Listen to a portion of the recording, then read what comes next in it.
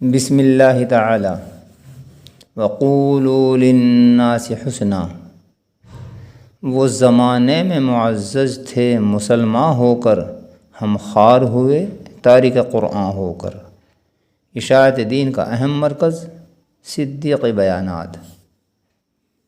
الحمد للہ رب العالمین والعاقبۃ للمتقین والصلاة والسلام على سید المرسلین محمد النبی الأمی وعلى آلہ واصحابہ وازواجہ وذریاتہ واہل بیتہ اجمعین برحمتک یا ارحم الراحمین۔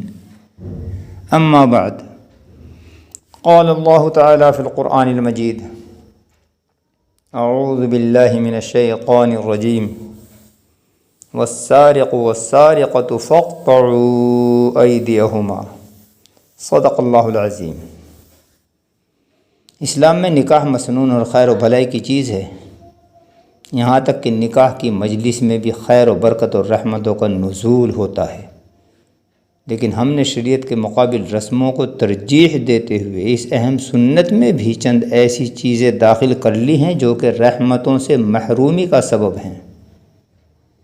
اس ویڈیو میں چند باتیں نکاح اور شادی کے تعلق سے عرض کر رہا ہوں، متوجہ ہو کر سنیں، دوسروں کو بھی سنوانے کی کوشش کریں تاکہ آپ کو ثواب بھی حاصل ہو جائے۔ شادی کے موقع پر عموماً دلہا کے ہاتھ اور پیروں میں مہندی لگائی اور رچائی جاتی ہے، جو کہ غیر مسلموں کی رسم ہے۔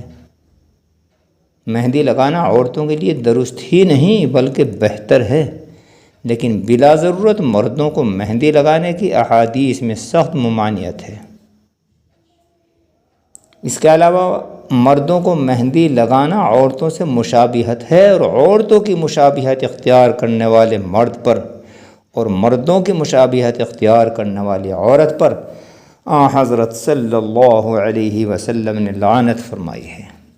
وہ لباس کے اعتبار سے ہو، جوتوں کے اعتبار سے ہو، یا زیب و زینت کے اعتبار سے ہو، کسی بھی طریق سے ہو، لہذا اس کو بالکل دیا ترک کریں۔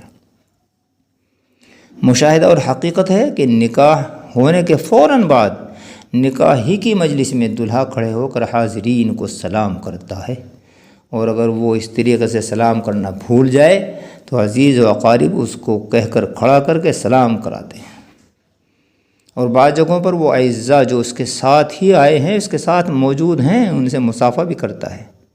اسلام میں اسلام اور مصافحہ کا کوئی لینا دینا نہیں، البتہ بہت بڑا اجر و ثواب ہے کہ جب کسی مسلمان سے، عزیز و اقارب سے ملاقات ہو تو سلام اور مصافحہ کرے، لیکن اس طرح جو رسم کے طور پر کیا جاتا ہے یہ بدعت اور شریعت کے خلاف ہے، اور فرمان رسول صلی اللہ علیہ وسلم کے مطابق ہر بدعت گمراہی ہے، اور گمراہی کا انجام جہنم ہے۔ یہیں پر یہ بھی بتلاتا چلوں کہ اسی طرح نماز فجر اور نماز عصر کے بعد خصوصاً اور عیدین کی نماز کے بعد مصافحہ اور معانقہ بھی بدعات ہیں۔ خیر، ان کے علاوہ اس موقع پر اور بھی بہت سی خرافات کی جاتی ہیں جن سے بچنا انتہائی لازم ہے، اور بہتر تو یہ ہے کہ کسی بھی نماز کے بعد مسجد میں مجمع عام کی موجودگی میں نکاح کرائیں، نمازی اور باشرہ لوگوں کو وکیل اور گواہ مقرر کریں تاکہ اس نکاح میں خیر و برکت بھی ہو، اچھی طرح اس کی تشہیر بھی ہو، اور فضولیات سے بھی بچ سکیں۔ نکاح میں بعض جگہوں پر دلہا سے کلمے پڑھوانے اور 3 بار قبولیت کرانے کو لازم سمجھتے ہیں، یہ غلط ہے، بلکہ بغیر کلمے پڑھوائے اور 1 مرتبہ کی قبولیت ہی کافی ہے۔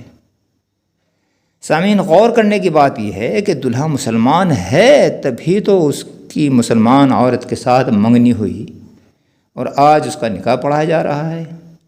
دوسری یہ کہ صرف 1 مرتبہ سچے دل سے کلمہ طیبہ لا الہ الا اللہ محمد رسول اللہ صلی اللہ علیہ وسلم پڑھنے اور دل سے اس کے اوپر یقین کرنے پر جب کافر مسلمان ہو جاتا ہے اور آن کی آن میں وہ گناہوں سے بالکل پاک صاف ہو جاتا ہے تو 1 مرتبہ کی قبولیت سے نکاح کیوں نہیں بن جاتا؟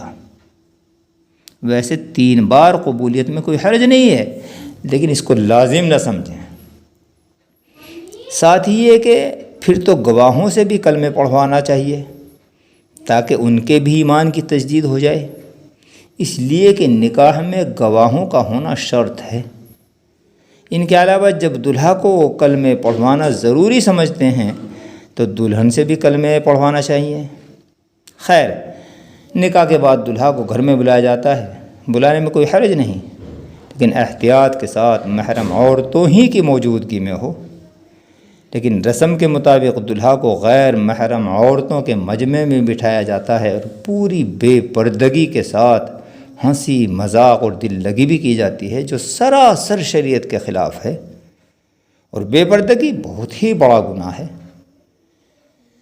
اس موقع پر دلہا کو سلامی کے نام سے موجود عورتیں اپنے اپنے اعتبار سے روپے دیتی ہیں، جس میں کھلے طور پر ناموری، دکھلاوا اور نیوتا ہے، جو کہ ناجائز ہے۔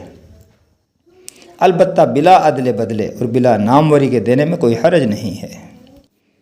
سامعین، یہیں پر ایک رسم جوتا چرانے کی بھی ہے۔ بہت ہی عجیب سی بات ہے کہ جس کو بہت اصرار اور عزت کے ساتھ گھر میں بلایا، سالیوں نے اسی کے جوتے چرا لیے، اور اسی کے اوپر بس نہیں، بلکہ جب تک مطلوبہ روپے ان کو نہ مل جائیں جوتے واپس نہیں کرتی۔ یہاں تک کہ بعض مرتبہ یہ جوتے چرا کر من مانا مطالبہ جھگڑے کا باعث بن جاتا ہے۔ اس طرح کی حرکت شریعت کے بالکل خلاف ہے، اور چوری کرنے والے کے متعلق تو سخت وعید ہے۔ قرآن کریم میں قادر مطلق خالق کائنات رب تو جہاں نے ارشاد فرمایا کہ چوری کرنے والے مرد اور چوری کرنے والی عورت کے ہاتھ کاٹ دیے جائیں۔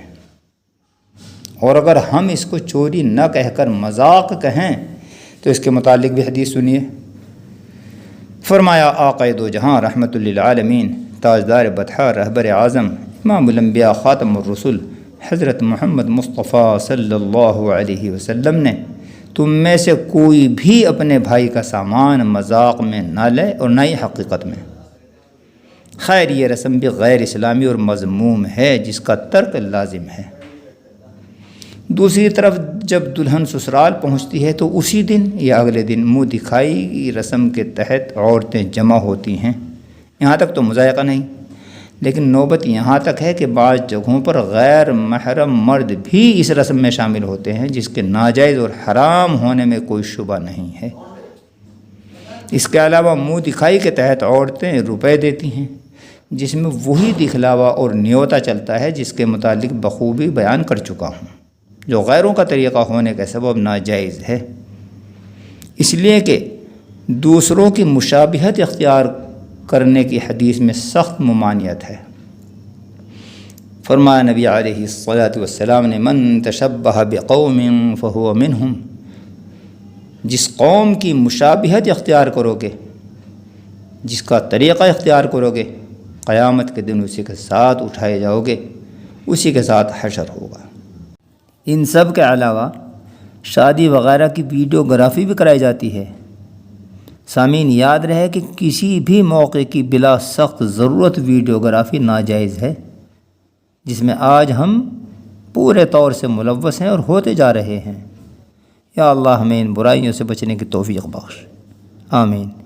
سامعین اکرام، اختصار کے مد نظر بس انہی معروضات پر اپنی بات ختم کرتے ہوئے گزارش کرتا ہوں کہ تمام غیر اسلامی رسومات سے بچنے اور دوسروں کو بھی بچنے کی ترغیب دینے کی حتی الامکان کوشش کر کے عند اللہ ماجور ہوں۔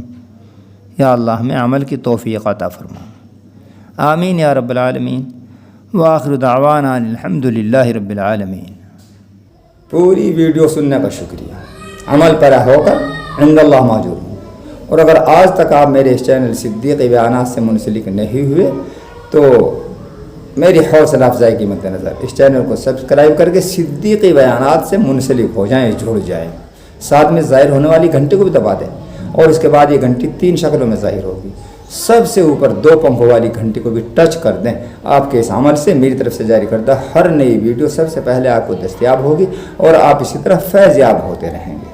اور ہاں، اگر آپ صدقہ جاریہ کا ثواب بھی چاہتے ہیں تو اس ویڈیو کو اپنے متعلقین کے ساتھ میں شیئر کر دیں، عند اللہ آپ کو ثواب جاریہ حاصل ہو جائے گا انشاءاللہ۔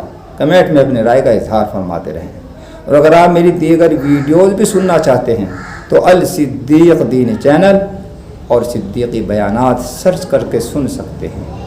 دعائے خیر میں یاد فرماتے رہیں۔ جزاکم اللہ۔